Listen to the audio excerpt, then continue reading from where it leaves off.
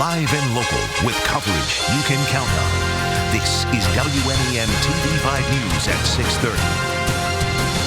The Trump administration plans new screening procedures for passengers coming from higher-risk countries as the coronavirus outbreak grows. The number of suspected cases in the U.S. now at 76, with nearly 3,000 deaths globally.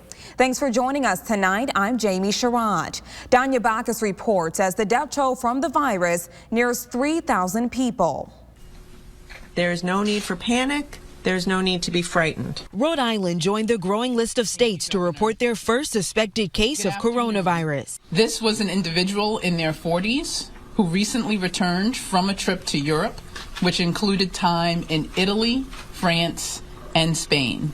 Washington state officials announced 2 more presumptive cases, bringing the total in the Seattle area to at least 6. Health experts are in the state trying to determine how a man who became the first in the U.S. to die from the virus contracted it. We don't have a discernible connection to any travel to Korea or China or any other impacted area. Dozens of people in a nursing facility in Kirkland, Washington are being tested for the virus. As the virus spreads in Europe, Italian authorities reported a surge in cases and at least 5 more deaths.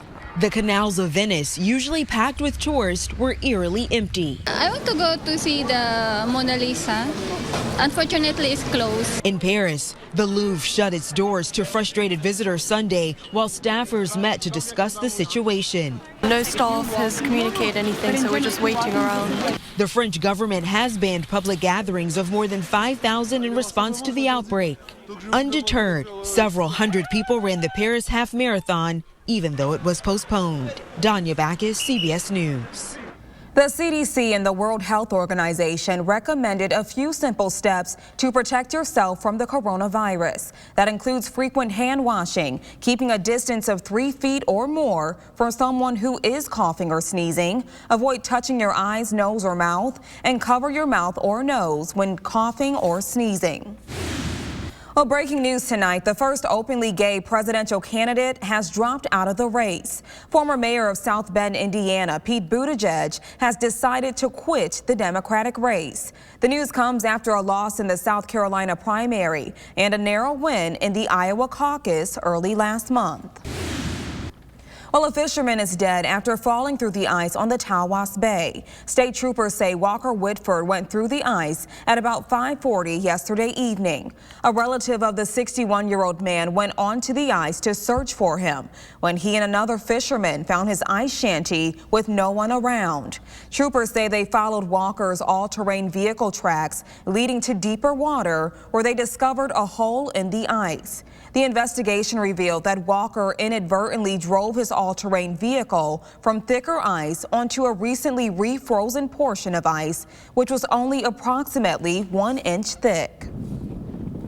Flames tore through a building in Pinconning this morning. Smoke visible from I-75 as multiple fire departments were dispatched to 251 Hupter Road just before 10 a.m. The fire happening just east of the freeway.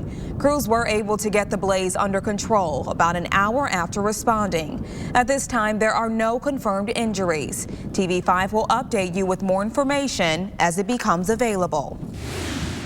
Well, a man is in jail tonight after state troopers say he went on a multi-county crime spree. Authorities say it started yesterday when the man stole a car in Wayne County. The investigation revealed the man was involved in at least 1 robbery in Lapeer County. Then just after 5 p.m., he crashed the stolen truck in the area of Kingston Road near Marlette Road in Tuscola County's Coylton Township. He stole a second pickup and again crashed. He then broke into a residence but was ran off by the homeowners. They called 911 and followed the suspect, relaying his location to police. He then entered another home where he threatened to kill a woman but was again chased off. He was arrested as he attempted to stop and carjack another vehicle and is lodged in the Tuscola County Jail facing multiple felonies. Well, new tonight, an urgent plea to residents as the 2020 U.S. Census and the Michigan presidential primary comes closer. Voters will head to the polls this Tuesday, while the once-a-decade count will take place April 1st. TV5's Blake Keller reports on how the NAACP is advocating others to get out to vote and sign up. Sort of our launch effort. You know, the NAACP is very heavily involved in getting people out to vote. Just days remain before Michigan's primary and 1 month until the 2020 census rolls out, and local civic leaders are asking residents to participate. We're very involved with making sure that we get everybody counted, especially in some of our populations where we know historically there have been undercounts. Leaders are stressing the importance of fair elections and how the 2020 census can affect a community. Lots of funding and resources and services that are available to our citizens in this community are derived directly from the number of people that get counted. The meeting also saw keynotes from Saginaw County Clerk Michael Hanley and State Representative Vanessa Guerra, who also stressed the importance of zoning in the region. The reason a lot of voters, 61% of the voters, supported the redistricting commission is because we firmly believe that politicians should not be able to draw the maps that they are then running for. For the NAACP, they're pulling out all the stops to get the word out. The education process and help people understand the options that they have in voting this year. 40% of the state's funding comes from the federal government, and the amount of money depends on census participation. Leaders say now is a time for your voices to be heard. The questionnaire will only take 7, 8, maybe 10 minutes, and so we really do want people in our community to participate in the census. In Saginaw, Blake Keller, WNEM TV 5. Thank you, Blake.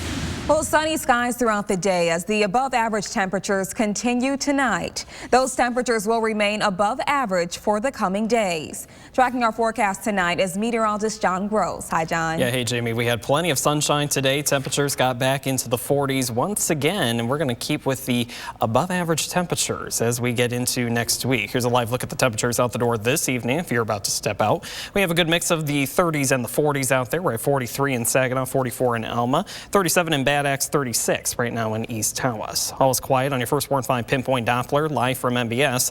We're tracking the next system off towards the southwest. That's going to give us a chance for some patchy fog to develop overnight into tomorrow morning, as well as some patchy drizzle further south along I-69 for your Monday morning. Bus stop forecast shows we'll start off into the upper 30s. Temperatures recovering to the mid 40s by the afternoon. We'll show you what's in store for the rest of the week in your 7-day forecast here in just a little bit.